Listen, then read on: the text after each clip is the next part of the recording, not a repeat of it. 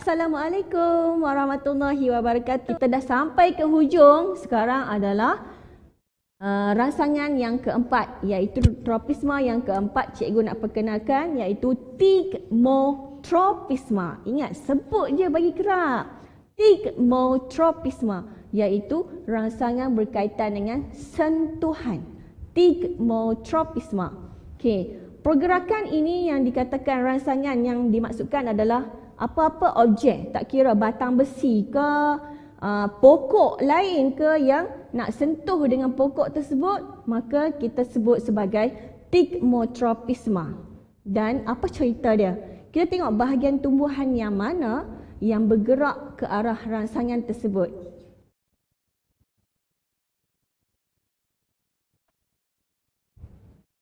Okey, yang panjat-panjat tu, ini adalah rakaman yang kita lajukan proses dia.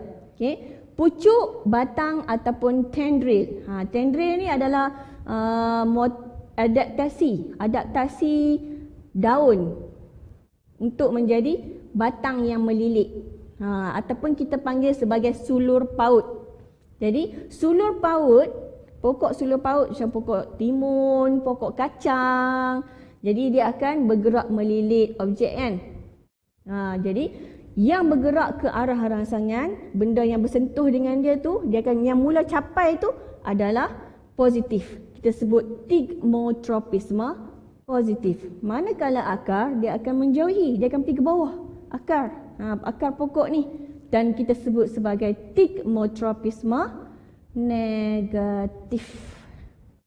Kerana menjauhi rangsangan. Mudah kan? Okey. Cikgu pergi selanjutnya. Ini adalah cerita yang cikgu nak tunjuk kat sini. Bahagian tumbuhan yang menunjukkan tumbuh ke arah rangsangan. Rangsangan sekarang adalah, awak tengok kayu yang warna koko tu. Iaitu objek yang bersentuh dengan batang hijau tu. Nampak? Yang pergi dekat dia tu adalah sulur paut. Jadi sulur paut menunjukkan tigmotropisma positif. Sulur paut atau batang yang melilit akan berpaut pada objek ataupun apa-apa tumbuhan yang bersentuh dengannya. Hang sentuhnya aku peluk. Macam ulang sawah, kena beretuh orang kan nak lilit kan. Tapi cerita lah ni adalah pasal gerak balas tumbuhan.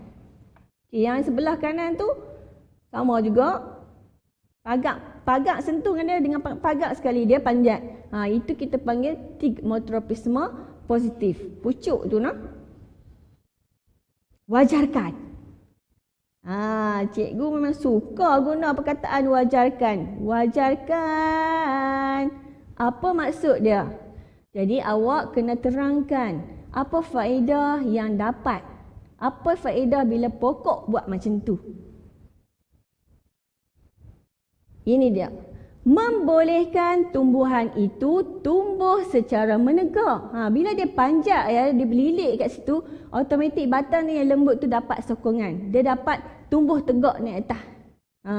Untuk apa bila dia tumbuh naik atas? Kenapa dia nak kena panjat naik atas? Siapa boleh jawab?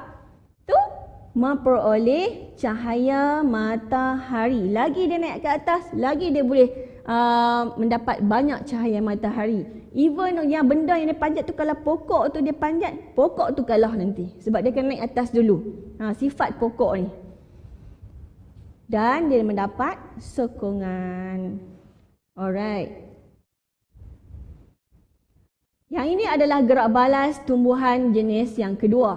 Ingat tadi cikgu terangkan, kalau gerak balas tumbuhan ni ada dua jenis, satu tropisma, satu lagi gerak balas nasti. Jadi dah habis dah gerak balas tropisma tadi, ini adalah gerak balas jenis yang kedua, iaitu gerak balas nasti. Gerak balas nasti ini adalah gerak balas yang tidak tertumpu kepada arah rangsangan.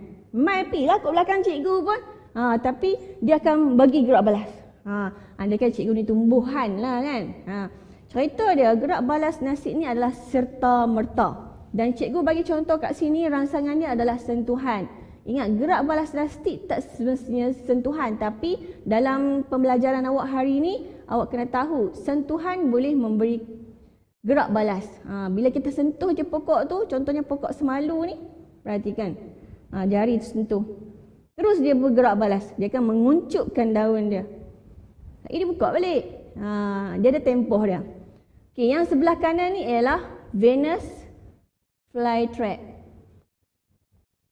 Venus flytrap ni, dia akan tangkap je apa-apa serangga yang duduk dekat mulut dia. Bila lalat hinggap dia, terus dia akan kapit. Lalat ke, lipah ke. Oops. Okey.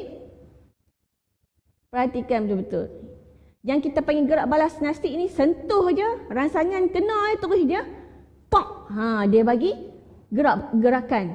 Tak sama macam fototropisme ke hidrotropisme, tak sama dengan tropisme. Tropisme dia lambat, tak nampak sangat. Boleh?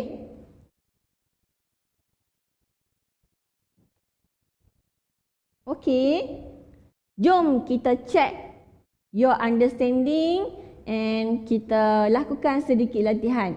Bagi pelajar-pelajar yang duduk kat depan komputer, yang dah ada buku latihan, okey, cikgu nak kamu salin soalan 1 sampai soalan 3. Salin je ayat dia, gambar tak apa. Gambar kita tengok kat sini. Okey. Pertama, soalan nombor 1. Kita nak test lah, kan kita belajar kan. Yang ni bersama-sama dengan cikgu. Nanti di belakang cikgu, nanti cikgu bagi lagi kuis supaya awak memang terror bab ni. Geotropisme.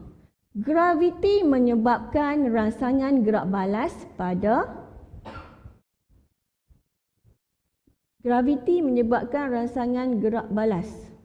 Oh, tak nampak.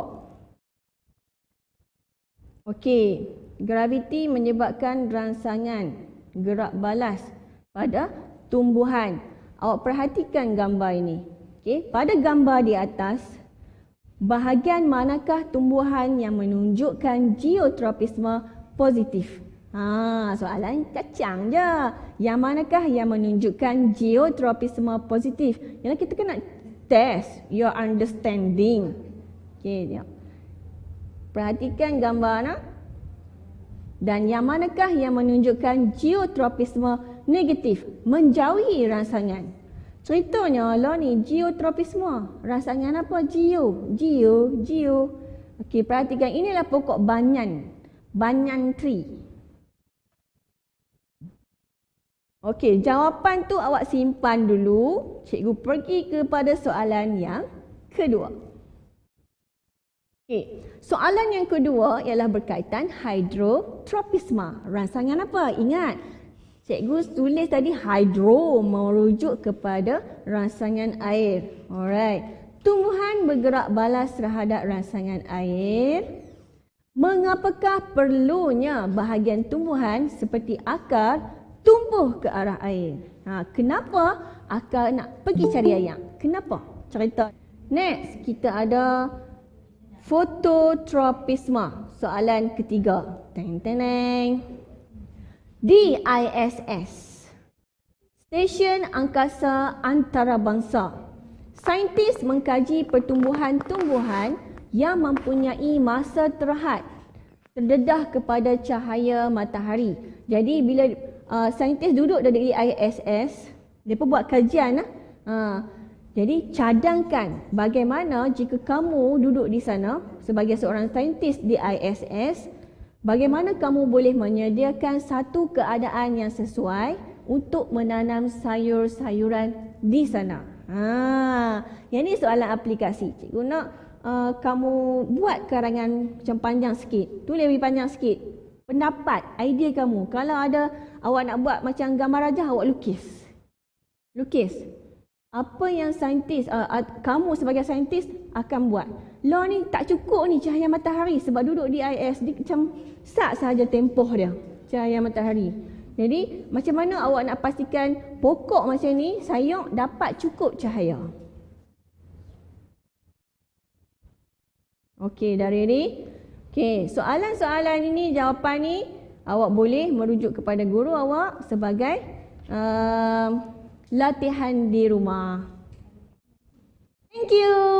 Jangan lupa klik kepada word wall link yang cikgu sediakan untuk kamu. Ada soalan yang best punya untuk awak jawab bagi memantapkan dan mengukuhkan pemahaman kamu tentang gerak balas tumbuhan. Okay, rangsangan dan gerak balas tumbuhan. Sains tingkatan 3 boleh, tahun 4 boleh, sains tingkatan 5 pun boleh. Okay, all the best. Bye. Jumpa lagi.